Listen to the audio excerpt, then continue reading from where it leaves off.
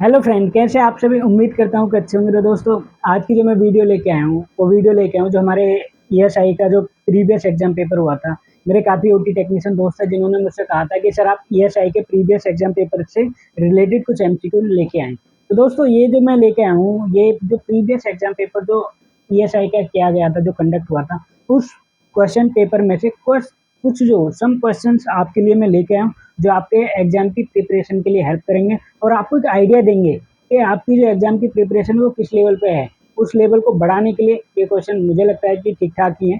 तो शुरू करता हूँ दोस्तों, आपका ज़्यादा समय न लेते हुए स्टार्ट करते हैं हम आज की वीडियो क्वेश्चन नंबर 1 की तरफ। तो दोस्तों, पहला सवाल हमसे ये पूछ रहा है, विच of the following is not a component of A excretory system. समझे आप? विच of the following is not a component of excretory system. दोस्तों, इसमें कुछ ऑप्शन दिए गए हैं। लंग्स है, ऑप्शन बी में स्किन है, ऑप्शन सी में लार्ज इंटेस्टाइन है, या ऑप्शन डी में स्लेवरी ग्लैंड है। तो देखिए, सवाल जो हमसे पूछ रहा है वो कह रहा है कि विच of the following is not a component of A excretory system. मतलब जो एक्सक्रिएटरी सिस्टम के कुछ कंपोनेंट हैं इनमें, लेकिन एक नहीं है, तो वो कौन सा है। तो हम बात करते हैं, जैसे ऑप्शन मैंने बता दिया, लंग्स है, स्किन है, लार्ज इंटेस्टाइन है, स्लेवरी ग्लैंड है। तो दोस्तों, अगर मैं राइट आंसर की तरफ जाऊं तो वो है स्लेवरी ग्लैंड। ये जो क्वेश्चन है ना, ये ईएसआई के पेपर से निकाले हुए हैं मैंने। मतलब ये मैंने कोई बनाए नहीं है, ना मैंने किसी बुक से लिए हैं। ये जो प्रीवियस एग्जाम पेपर था आपकी प्रिपरेशन कराने के लिए, मैंने उससे निकाल के लेके आया हूँ, ताकि आपको हेल्प मिले और आपको ये पता लगे कि आप कितने पानी में हैं। अगर आपको लग रहा है कि आपकी प्रिपरेशन जो एग्जाम की वो थोड़ी कम है या उसका लेवल डाउन है, तो आप ये आइडिया देंगे आपको सवाल। और इनके जो आंसर्स हैं, ये भी मैं वो आंसर्स बता रहा हूँ जो ईएसआई ने उनकी तरफ से राइट किए हैं। मतलब इनमें मैं अपना कुछ आइडिया या दिमाग नहीं लगा रहा हूँ, मैं सिर्फ आपको लेके आया हूँ आपके आइडिया देने के लिए, आप किस लेवल पे आपकी तैयारी, उस लेवल को परखने के लिए। क्लियर है दोस्तों? तो इसका जो राइट आंसर होने वाला है क्वेश्चन नंबर 1 का, वो है स्लाइवरी ग्लैंड। क्लियर है? स्टार्ट करता हूँ मैं क्वेश्चन नंबर 2 से। शुरू करते हैं, दूसरा सवाल लेके आया हूँ मैं। तो सवाल हमसे पूछ रहा है, the circulatory route that runs from digestive tract to liver is. यानी कि सर्कुलेटरी रूट का पाचन तंत्र से लीवर तक जाता है, ऐसा रूट जो वो है वो कौन सा है। तो ऑप्शन ए में दिया गया हेपाटिक पोर्टल सर्कुलेशन है, या ऑप्शन बी में दिया गया सिस्टमिक सर्कुलेशन है, या फिर ऑप्शन सी में दिया गया पल्मोनरी सर्कुलेशन है, या फिर ऑप्शन डी में दिया गया कोरोनरी सर्कुलेशन है। अब ये सर्कुलेशन तो आपने पढ़े होंगे, तो मैं इसलिए इसमें डिटेल में नहीं जाता हूँ, क्योंकि ये एएसआई का प्रीवियस एग्जाम पेपर है, उसी के अकॉर्डिंग जो उसने आंसर राइट किए मैं वही बताऊंगा। तो इसमें जो राइट आंसर है वो है hepatic portal circulation. Hepatic portal circulation तो आपको पता ही है, जो लीवर मतलब डाइजेस्टिव ट्रैक्ट से लीवर तक जाता है, तो वो कहलाता है आपका हेपाटिक पोर्टल सर्कुलेशन। क्लियर है? चलते हैं अगले सवाल की तरफ। क्वेश्चन नंबर 3 हमसे पूछ रहा है, what is the advantage of फ्रीजन technique over paraffin technique. देखो, इस वाले को ये जो सवाल है ना, ये क्वेश्चन हैं, ये भी तो पता है माइक्रोबायोलॉजी के भी हैं, पैथोलॉजी के भी हैं, बायोकेमिस्ट्री के भी हैं और एनाटॉमी फिजियोलॉजी के मिक्सअप है। मतलब मैं थोड़ा सा आपके लिए एक्स्ट्रा लेके आया था कि ये परखने के लिए कि आपको एहसास हो कि आपकी जो प्रिपरेशन है वो कहीं कमी तो नहीं है उसमें, उसको कहीं ज़्यादा तो नहीं करना है। तो ये सिर्फ क्वेश्चंस जो ईएसआई वाले हैं मैं वही लेके आया हूँ। तो क्वेश्चन नंबर 3 कह रहा है, दोबारा से सुन लीजिए, what is the advantage of freezing technique over paraffin technique. तो कहने का मतलब है कि पैराफिन टेक्निक की तुलना में फ्रीजिंग टेक्निक के क्या फ़ायदे हैं हिंदी में। तो बात ये है। ऑप्शन ए की बात करूँ तो much more cheaper, option B की बात करूँ तो better quality of section can be obtained, मतलब कि सेक्शन की बेहतर गुणवत्ता को प्राप्त किया जा सकता है। या फिर ऑप्शन सी की मैं बात करूँ, thin section can be obtained, यानी पतले सेक्शन प्राप्त किए जा सकते हैं। या फिर टाइम कैन बी सेव। तो देखो, फ्रीजन क्या है, फ्रीजन टेक्निक क्या है कि जो सर्जरी होती है, जब सर्जरी के बीच में आप ऑपरेशन थिएटर में अगर काम करते हैं और मेजर सर्जरी ऑपरेट की जा रही है वहाँ पे, तो कई बार क्या करते हैं सर्जन, फ्रोजन मतलब कुछ बायोप्सी के लिए फ्रोजन भेजते हैं, जिससे कि ये पता लगाते हैं कहीं मेलिग्नेंसी फैली हुई तो नहीं है या कुछ और तो रीजन नहीं है। तो फ्रोजन जो भेजते हैं वो फ्रीजिंग टेक्निक है।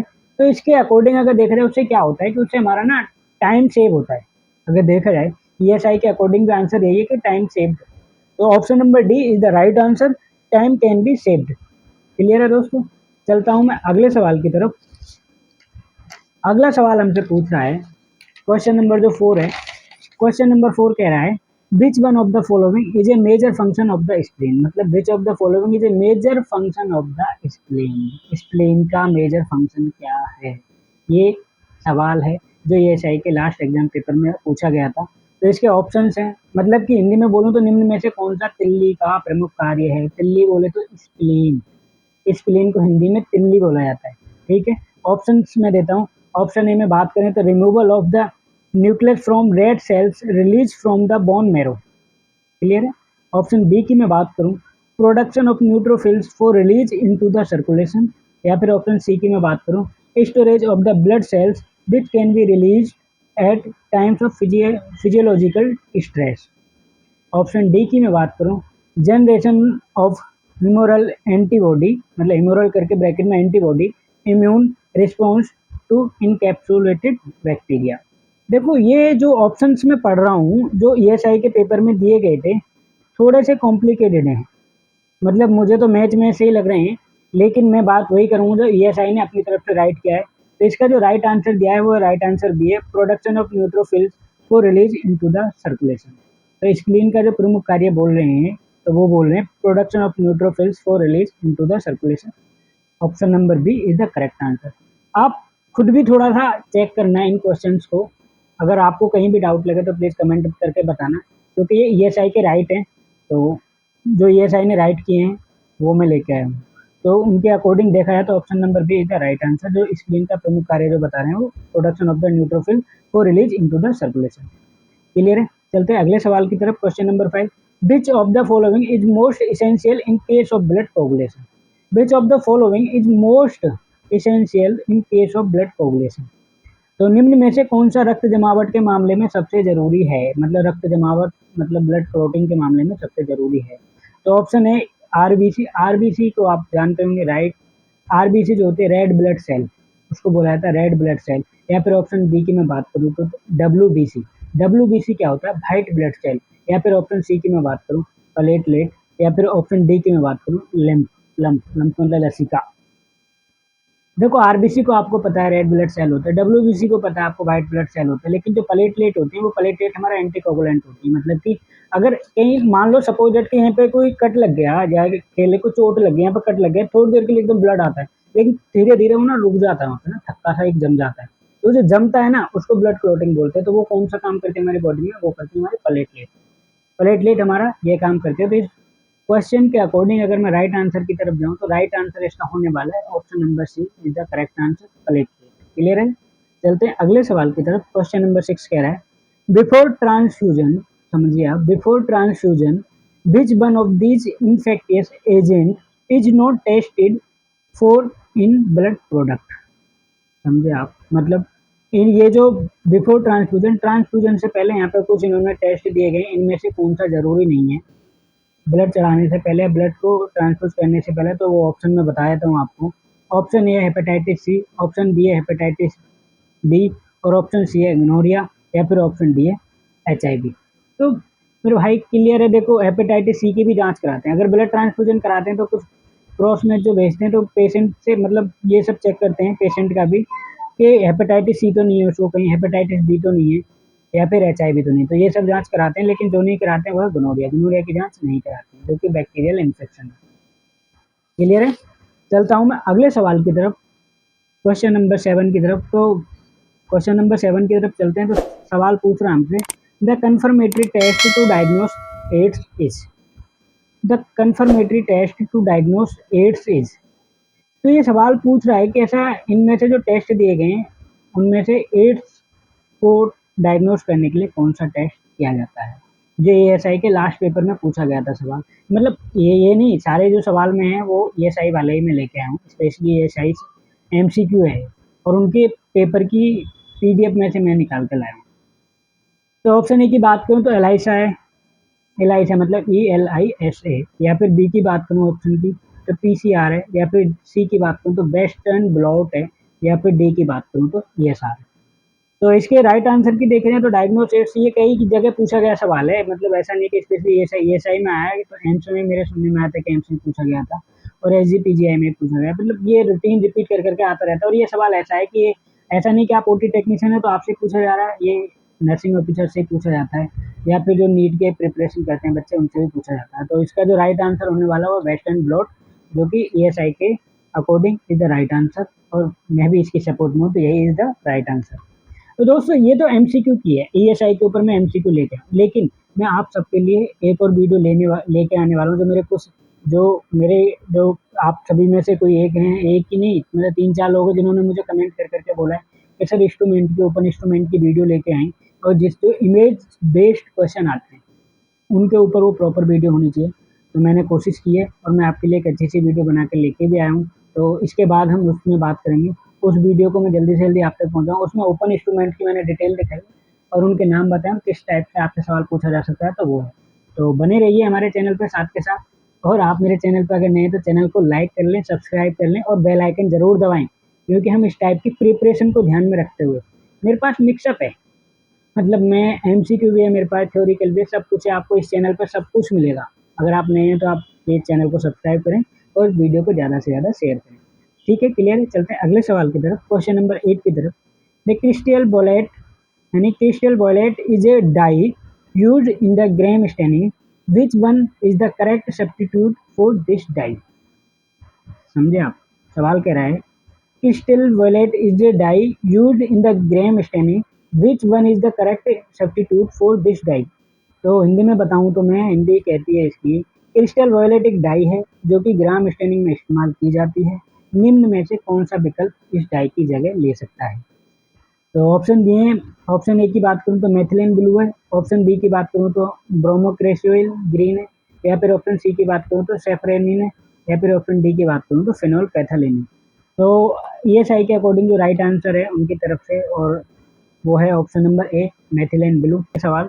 तो इसमें मेथिलीन ब्लू, ये सवाल ना घुमा देते हैं हम लोग, पता है सिलेबस की तरफ ज़्यादा जाते हैं, इन सब की तरफ ज़्यादा जाते हैं, लेकिन ऐसे सवाल जब आ जाते हैं तो घुमा देते हैं दिमाग को ना, तो इसलिए मैं आपके लिए लेके आऊँ। तो आप ऐसे सवालों को भी ध्यान में रखना, तब कहाँ से घूम फिर के आपके सामने आ जाए।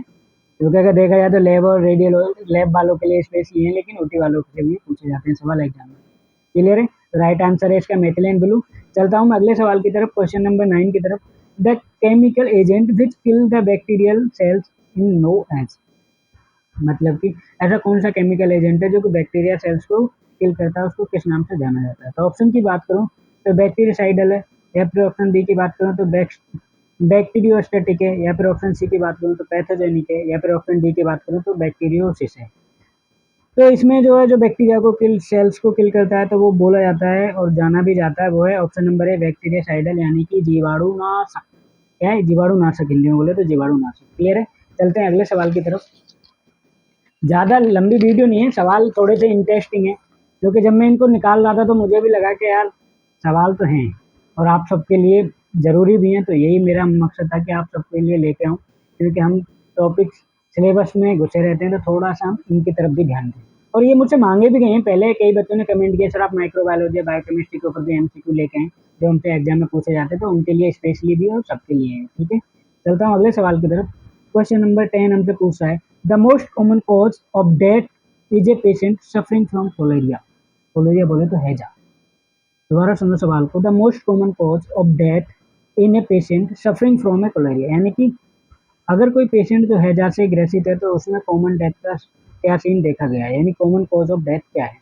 तो ऑप्शन ए की बात करूँ तो फॉल्टी कैरियर प्रोटीन है, या फिर ऑप्शन बी की बात करूँ तो dehydration and loss of nutrients है, या फिर ऑप्शन सी की बात करूँ too little water in the food stream है, या फिर ऑप्शन डी की बात करूँ तो toxin produce by the bacterium, यानी कि विष जीवाणु द्वारा उत्पादित।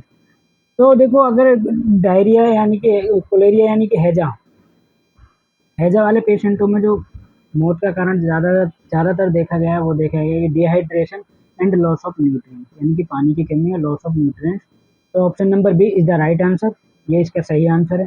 चलता हूँ इस वीडियो का आखिरी सवाल और लास्ट सवाल, क्वेश्चन नंबर 11। मेरे दोस्तों अगर आपको वीडियो अच्छी लग रही है तो प्लीज़ लाइक करें, शेयर करें एंड सब्सक्राइब करें और बेल आइकन दबाएं। क्लियर है दोस्तों? चलता हूँ अगले सवाल की तरफ, question number 11। Carbohydrate are made up of which of the following organic compound, यानी कि carbohydrate are made up of which of the following organic compound, यानी कि कार्बोहाइड्रेट निम्नलिखित में से किस यौगिक से बना है? समझे आप? कार्बोहाइड्रेट निम्नलिखित में से किस यौगिक से बना है? तो ऑप्शन ए की बात करूं तो कार्बन या ऑक्सीजन से बना है, ऑप्शन बी की बात करूं तो कार्बन या हाइड्रोजन से बना है, या फिर ऑप्शन सी की बात करूं तो कार्बन हाइड्रोजन एंड ऑक्सीजन से बना है, या फिर ऑप्शन डी की बात करूं तो कार्बन हाइड्रोजन एंड नाइट्रोजन से बना है। तो इसके जो राइट आंसर है वो है option number C, carbon, hydrogen और ऑक्सीजन से मिलकर बना है कार्बोहाइड्रेट। क्लियर है दोस्तों? तो दोस्तों अगली वीडियो मेरी जल्द आने वाली है इंस्ट्रूमेंट के ऊपर, जो काफ़ी इंटरेस्टिंग होने वाली है, और मैं उम्मीद करूँगा कि आप उसको देखें और अपने जो एमसीक्यू आने वाले हैं आपके, जो इमेज बेस्ड क्वेश्चन, क्योंकि कई कई एग्जाम आपके सामने पड़े हुए थे, एम्स रायबरेली की बात करें हम, या ईएसआई की बात करें, या फिर अभी सफदरजंग की बात करें, तो आप सबके लिए ऐसे सवाल और ऐसे वीडियो मैं लाता रहूँगा। तो thank you so much for watching this video. Thank you, all the best for your bright future.